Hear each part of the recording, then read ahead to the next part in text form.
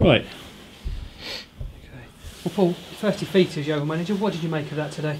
Disappointing is the word I would use. I think obviously the injuries to key players was a feature of the game. It didn't allow me to put my offensive subs on. You know, I had to cover the players that went off.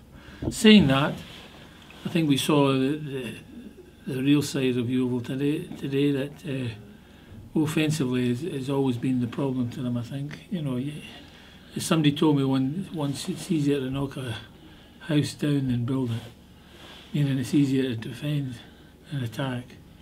And we showed today that a naive, no width, no winger types, really at the football club. So you know, you try and change things by system changes. I thought with the second half we probably dictated the play, but you know, I thought we'd got back in it. But again, it reared its ugly head, and the amount of fouls that we give away, so many petty fouls in the wrong areas. We paid the price for it today. You mentioned the injury, so all three substitutions were down to injury problems, were they? Well, Fergus Bell hasn't played many games. He looked as if he had played in the Tuesday or Wednesday the bowl game. So you know, I needed a personnel change just for the freshness at half time. The other two were injuries where we had to come off. So did Sam. Was Sam's a recurrence of his? Yeah, he's a recurrence, and Webb was opened his knee up a wee bit. So I didn't want anything serious to happen to either of them. You know, there would be no benefit in kind to us for, you know, pushing him through a game where it could be out for a lot longer. We did get the equaliser, would you say? Quite a spectacular goal from Gozzi there. Well, as I said, you know, my disappointment is that you know, I've emphasised that we're getting the ball in the box enough since I've got here, and there was times that we didn't put the ball in when we could have, and when we did put it in, we always seemed to have an opportunity of some sort. Someone broke, you know, we had half chances that, you know, Stephen hit the side net, and you know, there was a few other bits and pieces. So I'm hoping that you know, some of the players will be receptive to my criticisms this evening, and hopefully that'll benefits in the future. Having said all that, Gozzi could very easily have equalised with almost the last kick of the game. They said their goalie had a good save, so he at least hit the target. It just showed you we chipped someone in the box, and everybody battled for it. We got an opportunity. Yeah, I'm disappointed. It'd been nice to keep the run going, but I'm a realist to be appreciative that you know, that there's a big job in hand. Now I think I'm near enough. Made my mind up now about personnel and everything else. So that job now start that job now with, for everybody, for the others in the league setup, and for the team that's got the opportunity of maybe going on the automatic. We have to be totally committed to the cause next Saturday.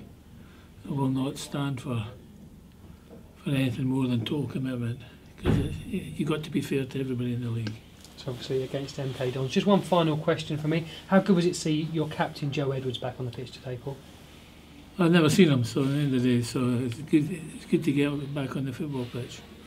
I'm saying there's wee things in his game I would like to sort out as well. So it's all a learning curve for me, really. You know, because at the end of the day, it's been very strange. Injured player. That's one boy I've not met yet. You know, that's the kind of scenario of it all. Who is that? Doesn't matter. There's one boy I've not met yet, which is quite scary when you've been here 2.5 weeks or whatever. But out of it all, in the end, I would have to say that I've really enjoyed the last 2 weeks. It's given me a real opportunity to really study things. I've watched tape after tape as well, and I'm pretty committed in my mind to know now which ones. There will be ones that don't want to stay here. I don't want them here. Saying I think that's key to all. At the end of the day, you know, so I've got to go down that road. You know, the loans we've got to discuss. You know, and the way I want to play, there's different types of players I would like to bring to the football club as well, which gives us an opportunity to maybe be a bit more offensive than we have been. I mean, I said that's my final question. Just one final one. I mean, wingers you've spoken about a lot. So is that the type? One of the types you'll be looking for, wingers? I think it's obvious that, you know, there isn't I would call a natural winger. Joel maybe comes to hand, but he's not that type of winger that I'm looking for. I'm saying he can play several other positions, but I need people that know their job. I need people that know that they've got to get crosses in the box, because that's the way I like my teams to play. That's good time, Simon. Paul, you say you've more or less made your mind up about personnel. What about the 5 or 6 have been injured all the time you've been here and before? Well, as I said, that's I've also studied tapes of them as well. It's not that I haven't. The opportunity that they have had is through me watching games that they've played in before. I think that's the only way I can make judgment. Yeah. And most of them are going to be long term anyway, so they're going to be here, for a part of the squad until they're fit again. So and then they can make judgments on them on how they come back from their injuries. When do you make public some of those who might not be around? Well, as I said, that's something I've got to discuss with the agents of the players and break the news to the individual players. Then they've got to weigh up their options and see what the story is. There'll be some who turn down who are on contract at this minute, who will turn down my offer to move on. And so they'll be surplus to requirements at the football club. But that's another, and then there's other ones that are out of contract I would like to keep. So I'll go in negotiations with them, and some of them don't want to be here, so I've got to find all that out. So weighing it all up, and then I've got to try and be early bird to catch the worms. I'm saying to catch any of the free transfers, keep my finger on the pulse of the ones that I would like, and then there'll be some of my old guard probably will want to be involved again. So there's so much happening at the minute. Yeah, you've got a busy month coming up. Actually, I've got busy up to July. Right. I'd hope to have us settled. Well, you never know how your squad's going to develop if you have a large influx of new players. But I would hope by the middle of July that we would be having the same list of looking like a football team again. Right, thank you. But we've got a big game coming up next Saturday first, Sunday first. Last home game of the season, Paul. You're not even been here very long, but what have you made of your time at Hewish Park and the home support? Well, I said the home support. Came. A lot of people didn't have to bother today, but they came out. I'm saying that was very pleasing, and not the best of days with the rain. To obviously be disappointed with the result and performance, but I can assure them that that I haven't got my eyes closed when I'm watching football games, and I'm appreciative that they merit having a good, strong football and positive side on the football pitch, and that's what I aim to give them.